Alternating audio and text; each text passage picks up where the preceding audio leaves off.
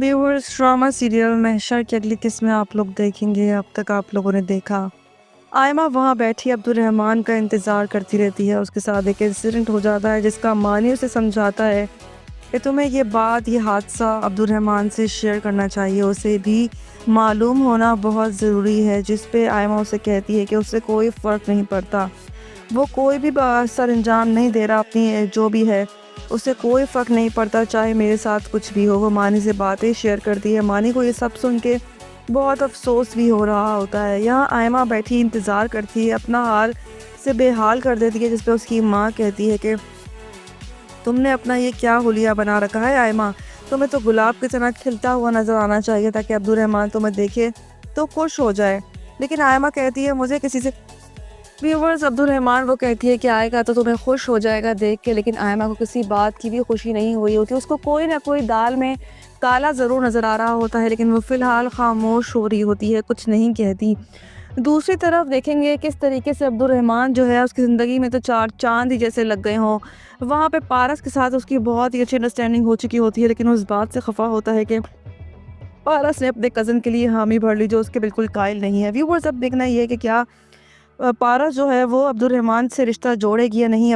किस तरीके से अब्दुल रहमान वहाँ पे खुश होता है अपनी ज़िंदगी में पारस के साथ। उसकी ख्वाहिश होती है कि उसकी शादी हो जाए, लेकिन पारस की मंगनी हो चुकी होती है उस लड़के के साथ, उसी के कज़न के साथ, पप्पो के बेटे के साथ। लेकिन वो उस पर बेजा सख्तियाँ करना शुरू हो जाता है। वो उसे कहता है कि ये सब बचकाना हरकतें छोड़ के एक मैच्योर लड़की बनो, और तुम ये क्या हरकतें करती रहती हो, ये पेइंग गेस्ट जो भी है हमारे घरों में ये चीज़ नहीं समझी जाती, इसीलिए तुम ये सब कुछ जो है ख़त्म करो और अब मुझे ये सब कुछ नज़र ना आए। पारस ये सब कुछ देख के बहुत अफसरदा होती है, बहुत परेशान होती है कि आखिर ये क्या माजरा है।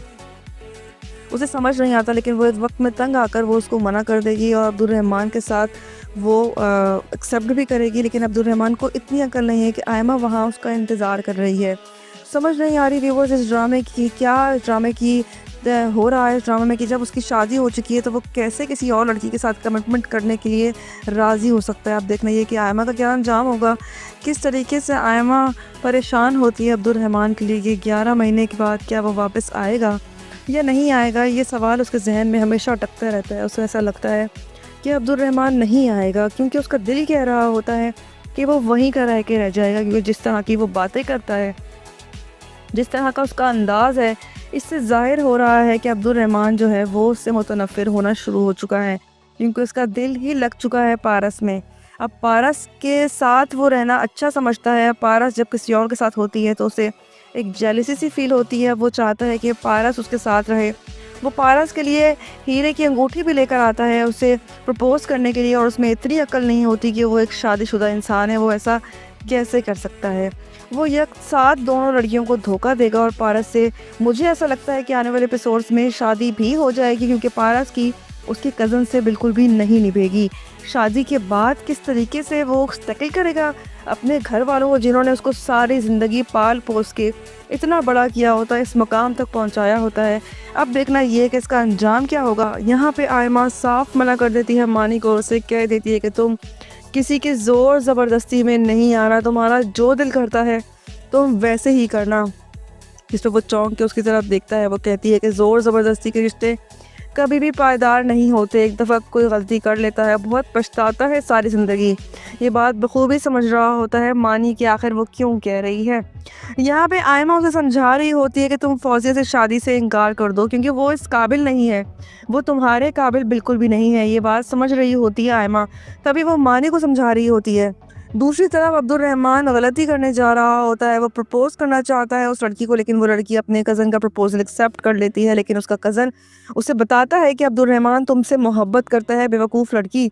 व्यूअर्स, इन दोनों की क्या केमिस्ट्री होने वाली है, क्या इन दोनों के बीच में कोई केमिस्ट्री बैठेगी या वो फ्लॉप हो जाएगी। तो रहमान वहाँ पर किसी और चक्रों में ही पड़ गया है।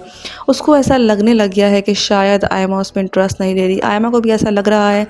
वो दोनों एक दूसरे से ही आंखें छुपा रहे होते हैं, चुरा रहे होते हैं। उनको ऐसा लगता है कि वो दोनों एक दूसरे से भाग रहे हैं। उन दोनों के बीच में कुछ भी एक जैसा नहीं है। यहाँ अब्दुल रहमान जो है किस तरीके से उस लड़की के चक्कर में पड़ गया और कोशिश करता है कि वो उसको प्रपोज़ भी कर दे। لیکن اس لڑکی کا کزن وہ اس کو پہلے پرپوز کر دیتا ہے، جس پہ عبدالرحمن جو ہے وہ دھرا کا دھرا رہ جاتا ہے۔